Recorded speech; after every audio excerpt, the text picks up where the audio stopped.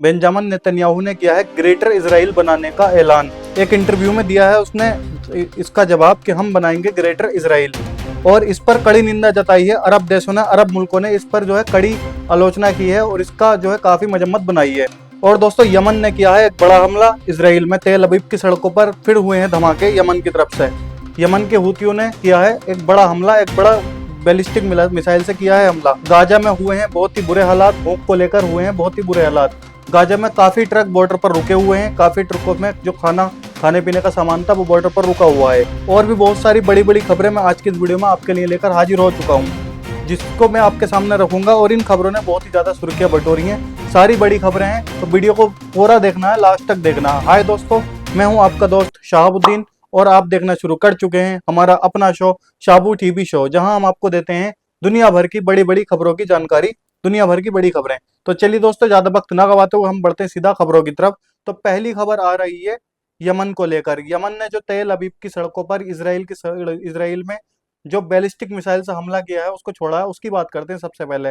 दोस्तों, यमन ने तेल अवीव के एयरपोर्ट पर फिलिस्तीन 2 हाइपरसोनिक मिसाइल छोड़ी। इसराइल में अफरा तफरी मच गई। यमनी आर्म्ड फोर्स ने कहा है कि उन्होंने बेन गुरियोन एयरपोर्ट और तेल अवीव पर मिसाइल अटैक किया है। तो ऑपरेशन को गाजा के लिए सपोर्ट और इसराइल के लिए क्राइम का बदला बताया है। मतलब उन्होंने कहा है कि ये गाजा के सपोर्ट में हमने छोड़ी है और हमने क्राइम, जो इसराइल क्राइम कर रहा है, जो लोगों पर जुल्म कर रहा है, उसका बदला हमने लिया है। यमन के स्पोक पर्सन जो है याहिया सारी, उनके मुताबिक उनका कहना है कि मिसाइल जो है अपने टारगेट हिट पर गिरी हैं, जहां उनको टारगेट करना चाहिए था वहां पर गिरी हैं। उन्होंने कहा है कि मिसाइल जो अपने हिट पर गिरी है, टारगेट पर गिरी है। लाखों लोग जो है, जो शेल्टर बने हुए हैं इसराइल के अंदर, उसके अंदर भाग गए, अपनी जान बचाकर वो शेल्टरों के अंदर घुस गए, जो इसराइल ने शेल्टर बना रखे हैं लोगों के लिए। एयरपोर्ट का काम भी इससे रुक गया। जब ये मिसाइल छोड़ी गई तो एयरपोर्ट का काम रुक गया। इसराइली मीडिया ने भी एयरपोर्ट के पास धमाके वालों की खबर दी है। जो इसराइली की मीडिया है, उन्होंने भी कहा है कि हाँ, ये हमले जो हुए यमन की तरफ से हुए हैं। यमन कह रहा है हम गाजा का साथ जरूर देंगे, चाहे कुछ भी हो जाए, हम गाजा के साथ नहीं छोड़ेंगे। ऑपरेशन बढ़ता रहेगा जब तक ये जंग और गाजा का ब्लॉकेड खत्म नहीं होता है। तो सवाल ये है कि ये एक नई बड़ी लड़ाई की शुरुआत है या फिर कुछ बड़ा होने वाला है। दोस्तों, दुनिया याद रखेगी कि यमन के हूती गाजा की सपोर्ट में कैसे उतरे हुए हैं। हर टाइम वो फिलिस्तीन गाजा की सपोर्ट में उतरे हुए हैं। ये इतिहास में लिखा जाएगा। जब कोई गाजा के साथ नहीं था, तब भी हूती गाजा वालों के, फिलिस्तीन वालों के साथ खड़े थे। दोस्तों, अब बढ़ते हैं दूसरी बड़ी खबर की तरफ। जो दूसरी बड़ी खबर आ रही है, जो नेतन्याहू है, इसराइल का प्रधानमंत्री जो नेतन्याहू है, उसने उसने जो ऐलान किया है कि उसने जो एक इंटरव्यू में अपना जो बयान रखा कि हम जो है ग्रेटर इसराइल बनाएंगे, उसका सपना उसने देखा है। पूरे मिडल ईस्ट को इससे हिला दिया। पूरे जो मिडल ईस्ट के नेता हैं, जो लीडर हैं, उन्होंने अपनी अपनी राय इस पर रखी है। पूरी खबर आपको बताते हैं डिटेल से, आखिर मामला क्या है। दोस्तों, दरअसल हुआ क्या, प्राइम मिनिस्टर जो है इसराइल का बेंजामिन नेतन्याहू, उसने एक इंटरव्यू में कहा है कि उनका ग्रेटर इसराइल का विजन, जो वो सपना देख रहा है, वो बहुत गहरा कनेक्शन है। और यही लफ्ज सऊदी और कतर, जॉर्डन, इजिप्ट, अरब लीग जो है, जितने भी अरब लीग के देश थे, सबको पसंद नहीं आया। उन्होंने अपनी अपनी राय इस पर खुलकर रखी है। ग्रेटर इसराइल का मतलब है, ग्रेटर इसराइल एक ऐसी सोच जिसमें इसराइल अपने बॉर्डर का, जो इसराइल के बॉर्डर हैं, उसका हिस्टोरिक या बिब्लिकल मैप्स के हिसाब से बढ़ाकर उन इलाकों पर कब्जा करेगा जो कि अरब देशों के कब्जे में है। उन इलाकों पर इसराइल कब्जा करेगा, उसका ये कहना है। जैसे कि Jordan, Lebanon, Syria, Egypt, Iraq और सऊदी अरबिया के हिस्सों में आते हैं ये, इससे जिनको इसराइल ने अपने कब्जे में लेने की बात कही है। ये आइडिया 1967 के 6 डे वॉर, जो 6 दिन का वॉर चला था, उसके बाद ज्यादा मशहूर हुआ था। जो इसराइल का ग्रेटर इसराइल बनाने का सपना है। नए इलाके जीते थे उसमें, उस जंग में इन्होंने, जैसे east Jerusalem, West Bank, Gaza, Sinai और पेनिसुला और गोलन हाइट, ये इन एरियो को इन्होंने जीता था। दोस्तों, क्या नेतन्याहू से ये सवाल तब पूछा गया जब उन्होंने एक ऑन्चर ने एक प्रोमिस्ड लैंड मैप का एमुलेट दिया था, और उन्होंने बिना झिझक कहा, बहुत ज्यादा, बस इतना कहना था, और अरब देश भड़क गए। मतलब जो नेतन्याहू है, उसने इंटरव्यू में इतना कहा और अरब देश भड़क गए। सऊदी अरबिया ने कहा है हम किसी भी एक्सपेंशन सोच को रिजेक्ट करते हैं, ये पूरे रीजन की सिक्योरिटी के लिए खतरा है, जो ये बोला है इसने। कतर ने भी इस पर अपना बयान दिया है। कतर ने कहा है कि इससे एरोगेंस और कॉन्फ्लिक्ट को फ्यूल करने वाले बयान बताया, और कहा कि ये अरब नेशन के हक नहीं छीन सकता।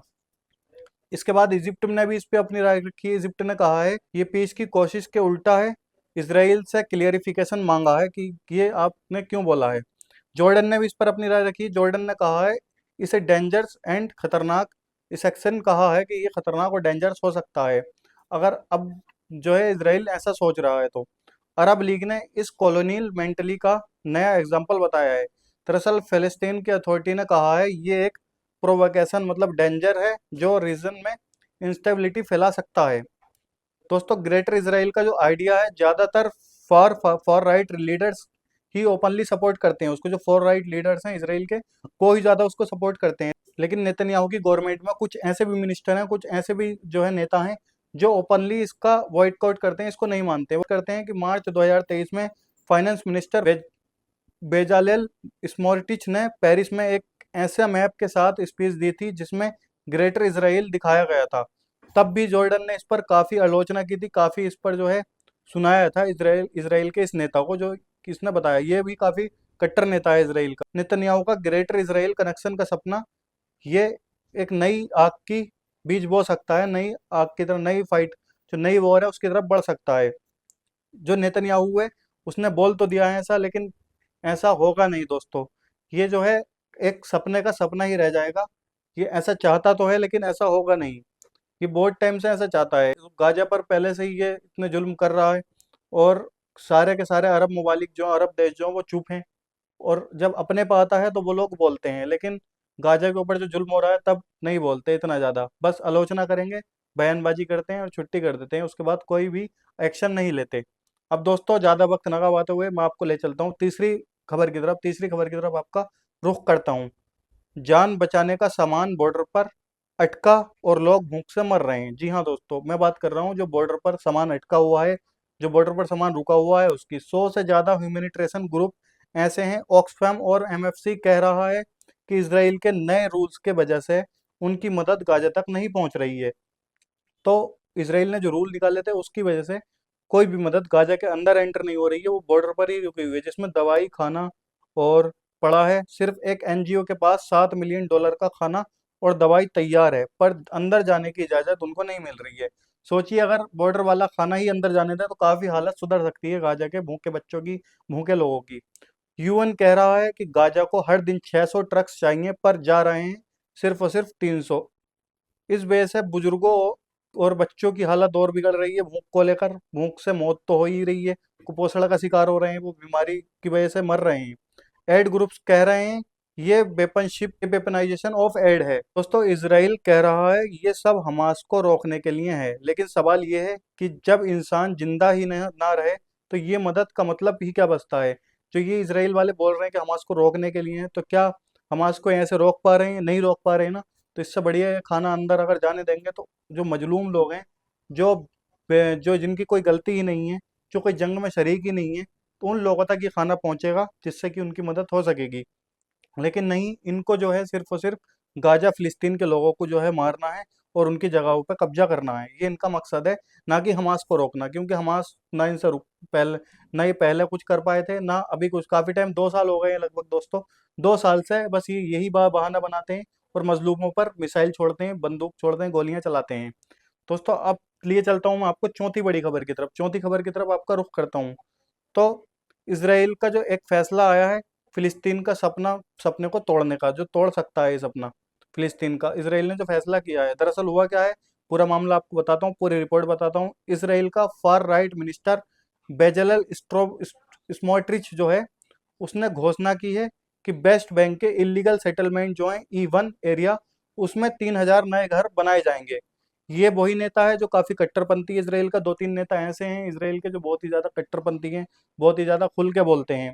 उसने कहा है कि हम 3,000 घर ऐसे बनाएंगे जिस जगह पर जो है इजरायली लोगों को वहां पर रखा जाएगा, उनके घर ये बनाएंगे उनके जगह में कब्जा करके।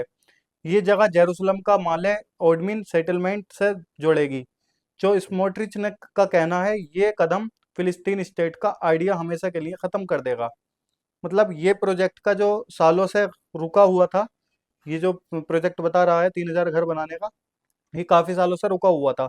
पर अब इसराइल कह रहा है हम रूल्स तोड़कर अपना काम करेंगे, अपना काम स्टार्ट करेंगे। इससे पूरी दुनिया में टेंशन बढ़ने की संभावना है।